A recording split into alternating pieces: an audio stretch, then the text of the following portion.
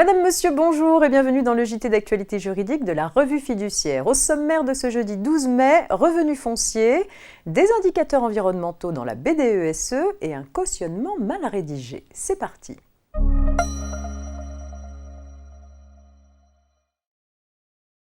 Un propriétaire qui donne en location un logement nu peut déduire de ses revenus fonciers les charges afférentes à la location. En l'absence de location effective, il est considéré comme se réservant la jouissance de son bien et ne peut donc pas déduire les dépenses s'y rapportant, sauf s'il prouve qu'il a accompli les diligences nécessaires pour la mise en location de son bien.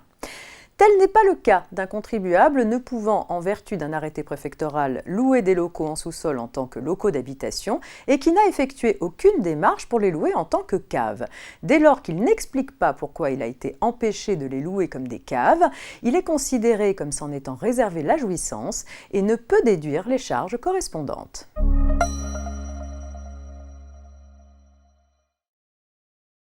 La loi Climat et Résilience du 22 août 2021 a intégré la question environnementale dans les missions et les prérogatives du comité social et économique des entreprises d'au moins 50 salariés.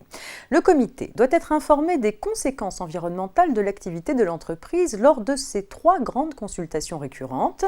La base de données économiques, sociales et environnementales ou BDESE doit donc comporter des informations portant sur les conséquences environnementales de l'activité de l'entreprise, que le contenu de la base soit négocié ou qu'il résulte du régime supplétif prévu par le Code du travail.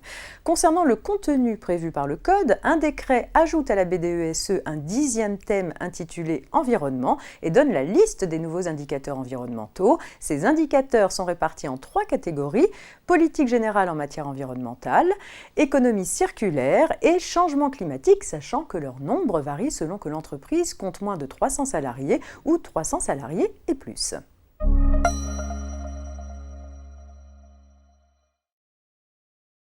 Applicable aux garanties consenties à partir du 1er janvier 2022, la récente réforme du cautionnement assouplit les exigences légales concernant la mention à apposer sur l'acte par la caution personne physique. L'objectif est d'empêcher que la caution ne puisse remettre en cause son engagement au prétexte d'une exactitude mineure. Les juges se prononçaient déjà en ce sens avant même la réforme, en présence d'une erreur n'altérant pas le sens et la portée de la mention. En voici une illustration. Un dirigeant refuse d'exécuter son engagement de caution pris pour garantir la facilité de caisse consentie par la banque à sa société.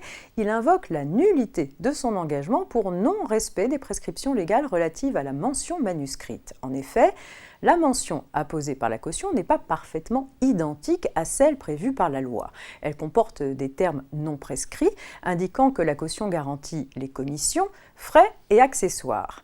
La caution n'obtient pourtant pas gain de cause.